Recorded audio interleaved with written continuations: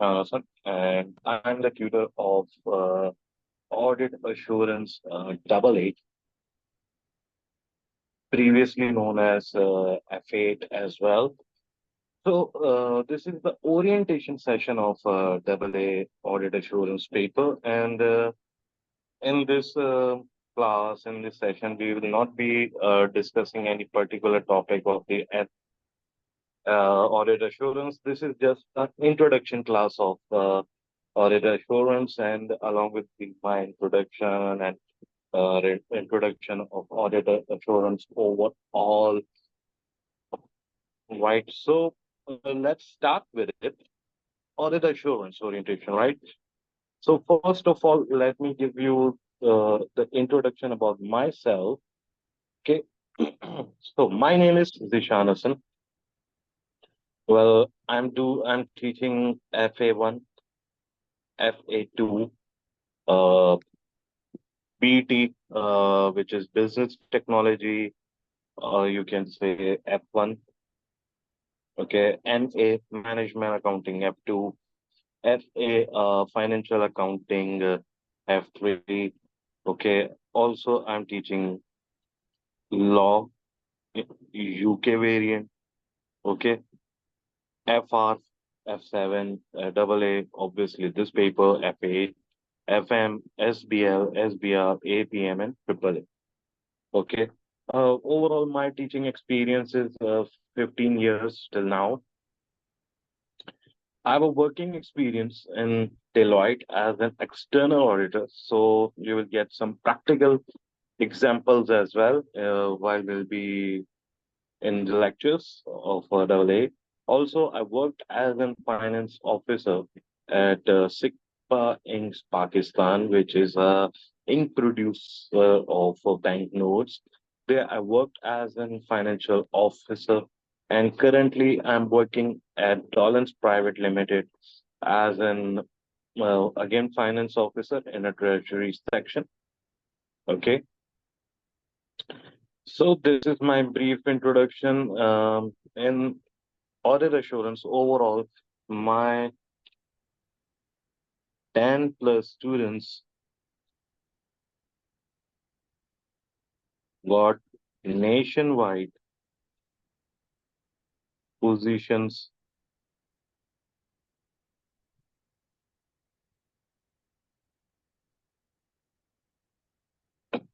nationwide positions in their respective countries till now. Okay, and you can be the next, right? So that's my brief introduction regarding. Okay, so audit assurance.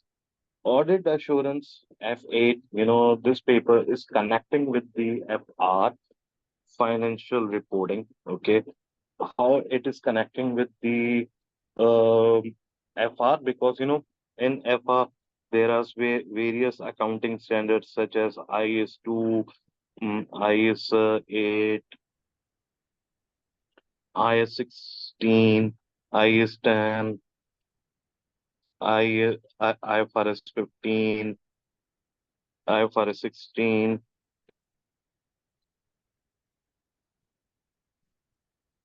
IFRS 16,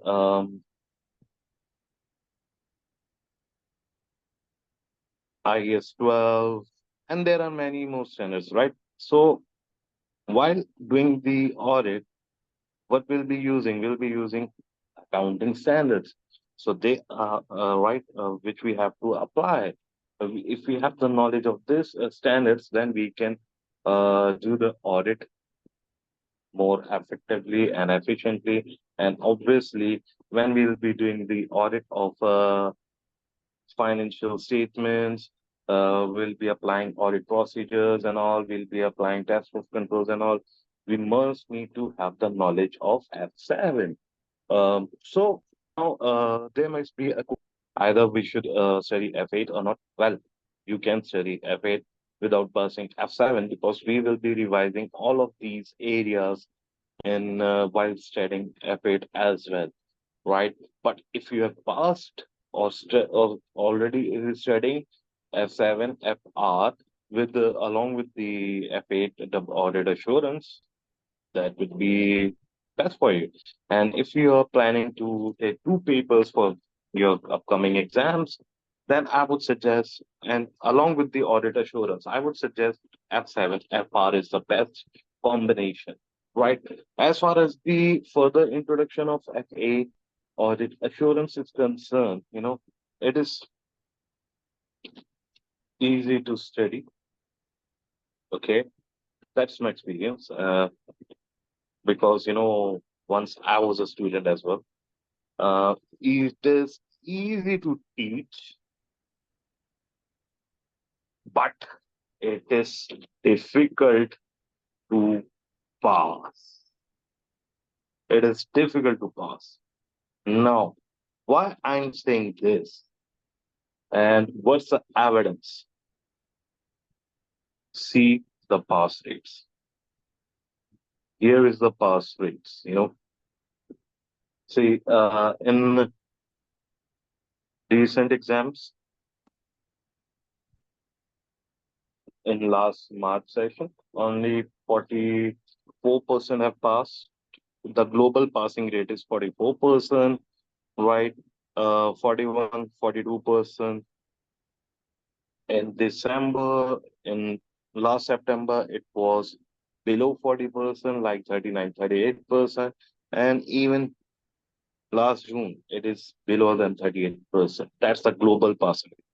And you can see this orange bar. Well, this is my students' passing rates. That means it is the accountancy students, my students' passing rate, the orange bar. See, more than 70%. Here, more than 70%. Here, more than 70%. Here, more than 70%. Students are passing from accountancy, uh, almost double the passing rates as compared to global passing rates. Now, what's the reason, right? What's the reason behind it? Well, in my classes, I'm not only focusing on giving the lectures and all, right? The focus is on what my focus is to clear the concepts of the students.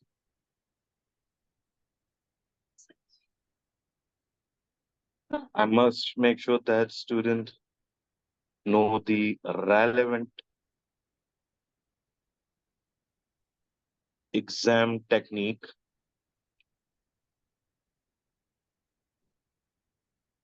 Okay, and I have to make sure that student have enough of the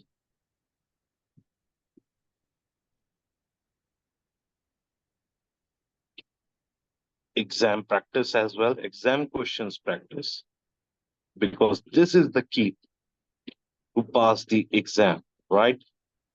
This is the key, right? These are the reasons that my students do well in their audit assurance examination. And what's the reason why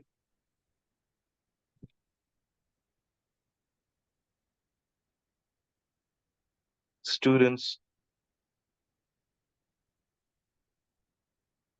fail in double A?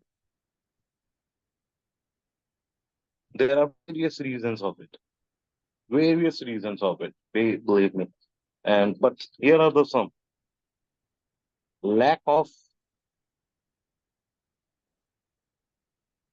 conceptual understandings. They don't know about the key concepts of double A audit assurance. For example, they don't know what are the tri-party relationship there. They don't know what is the positive assurance, what is negative assurance. They don't know about the ethics part. They don't know what is audit risk, what is audit planning, what is inherent risk or control risk. All right. Such other things which are the key. What if they don't know the difference between task force controls and audit procedures? They don't know about the audit reporting. Here are the few examples of it. Okay. Um, Next. They don't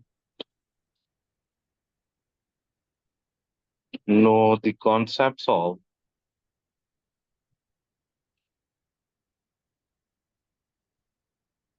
IAS, IFRS. They don't remember IAS, IFRS. That's another reason. Another reason. Um, they don't connect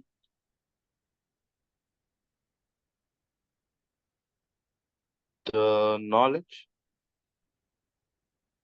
with scenario.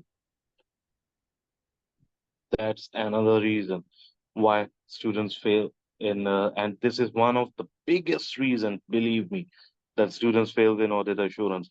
They just write they just wrote in the book. They just write the bookish concepts in the answers and they do not connect with the scenario.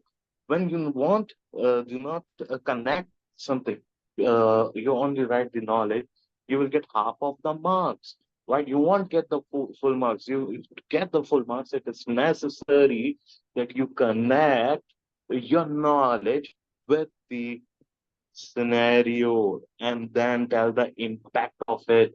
If you won't do that, believe me, you won't pass the exam. So this is the key thing which you have to learn, that how to connect the concept with the scenario. Okay, if you don't do that, definitely it's a fail. And this is the key thing which you have to learn. That's why this is the reason that the passing rate of this paper is too low. Okay. Another reason, students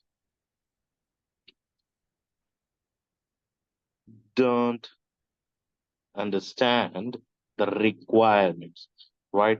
When you don't understand the requirements of and you will write something else which is not required by the examiner, definitely it's a fail. Okay. Students mix, or you can say confuse between test of controls and audit procedures. They don't know how to write it, how to do it, right? And sometimes examiners require audit procedures. They write test of controls, or vice versa. Obviously, this will make you fail. All right. So this is there is a technique how to write the audit procedures. There is a technique how to write the test of controls. They do not know them, and this is the reason. Another reason that you fail in the audit papers. Often, many often. Um, Almost in every exam setting, examiner to comment is that they do not understand it. And obviously, this is the main thing the audit students must know, that how to write the procedures, how to write the test of controls. Definitely, if you don't know do well in this area, you will definitely fail. And you know, this is the hot topic. This is the hot topic that you must know. You know, in every exam setting, at least 20%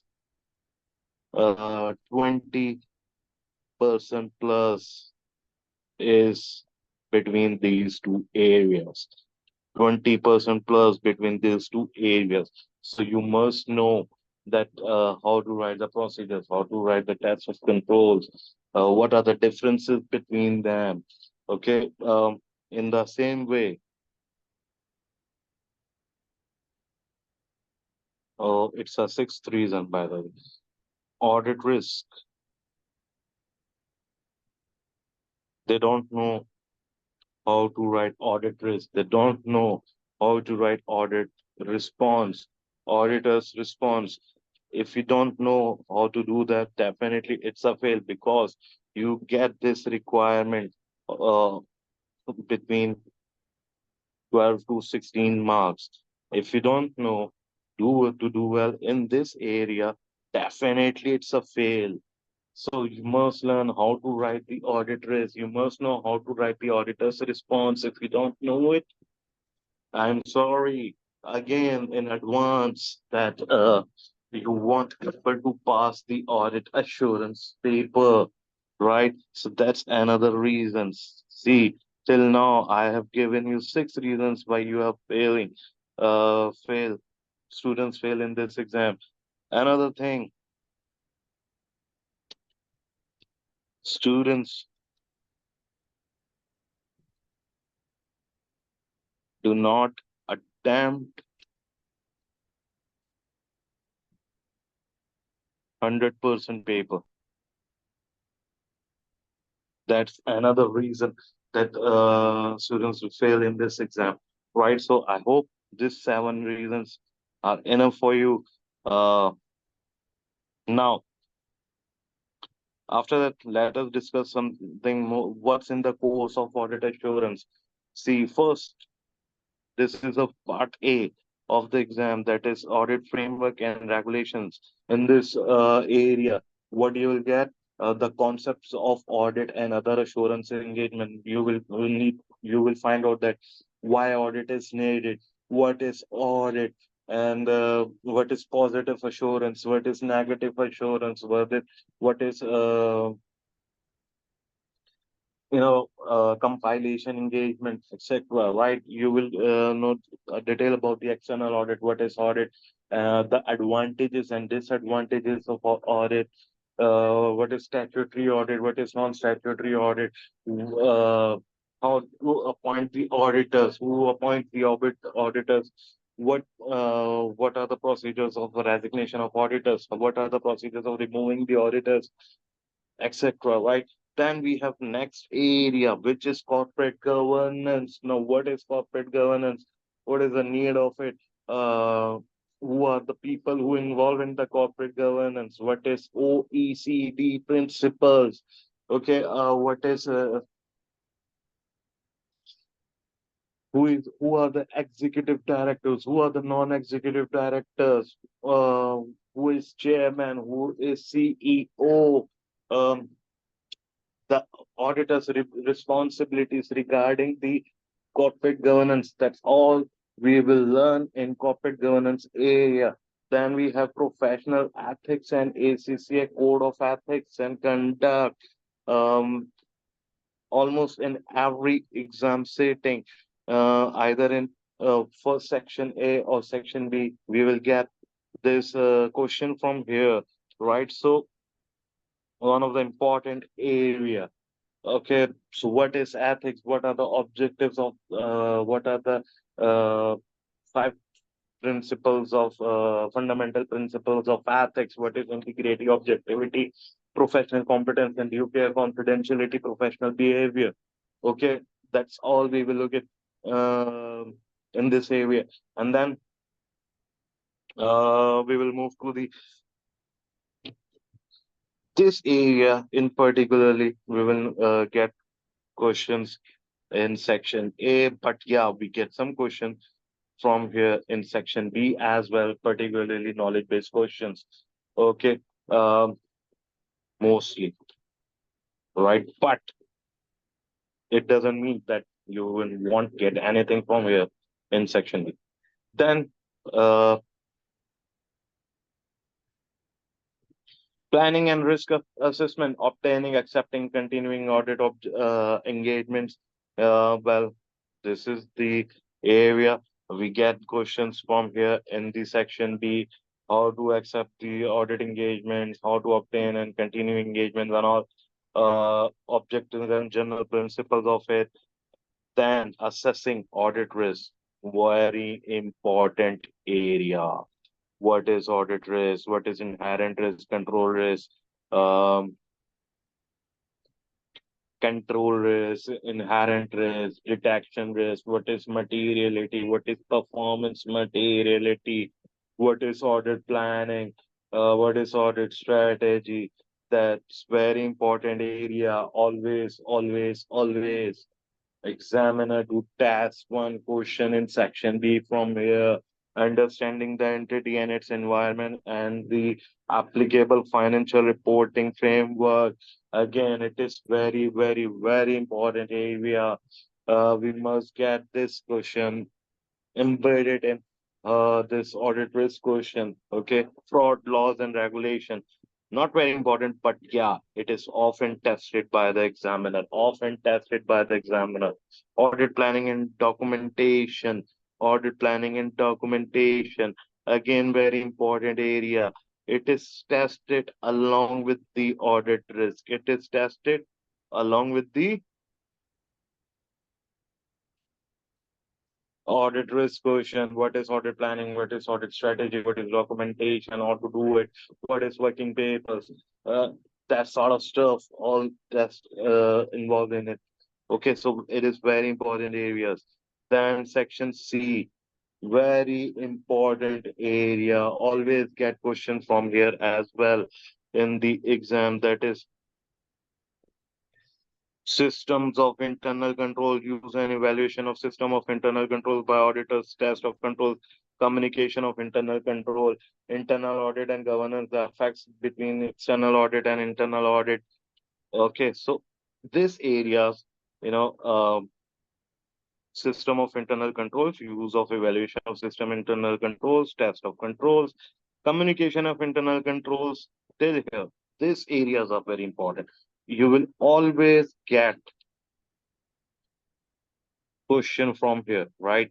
The test of control, you have to identify the deficiencies in it, and then as an auditor, you have to recommend them to how to improve them, or either you have to test as an auditor those controls, right? We will do the past questions. You will get it, know better how to do it. But this is very important. Always you'll get questions from it. Internal audit and governance, and the difference between external audit and internal audit.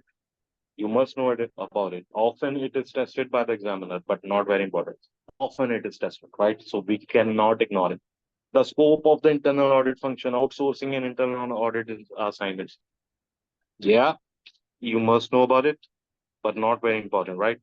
Just highlight with yellow, that's why. Then audit evidence. Whoa, very important area. Assertions and audit evidence, audit procedures. See, highlighting with other than yellow. I'm not doing red like this because already highlighting with pen. Okay, so it's important. Yeah, audit of specific items. It is also very important. Okay, these are the areas: audit evidence, audit assertions, audit procedures. Most difficult for the students as well, but I will let you know that the exam techniques, which will make it very easy for you. Automated tools and techniques, the work of others, the not-for-profit organizations. Now, this area is not very important, but yeah, these are the tested by the examiners. The work of others, like other experts, the property valuer and all. Uh, what to do as an auditor in it. Automated tools and techniques for the audit, not-for-profit organizations audit. Okay, these are the areas. Which you have to do. Then review and reporting, subsequent events, going often tested by the examiner, often. Going concern, often tested by the examiner. Written representations, often tested by the finalization and final review. Independence auditors report, well, often do tested by the examiner. It is very conceptual thing, but that's why it's red, right? But these two areas, let's highlight orange on two, these two, very often, very often. Okay, tested by the examiner. So these are the areas. Now, what is the exam format of it? The double A paper exam format. Let us know. Exam format of double A.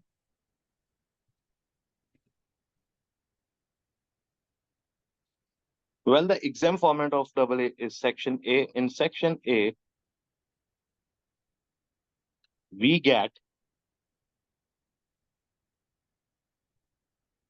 30 marks objective test questions, OTQs, right? That they will be filling the blanks. There will be MCQs, match the columns, true, false in it. Uh, three questions, three questions, 10 marks each.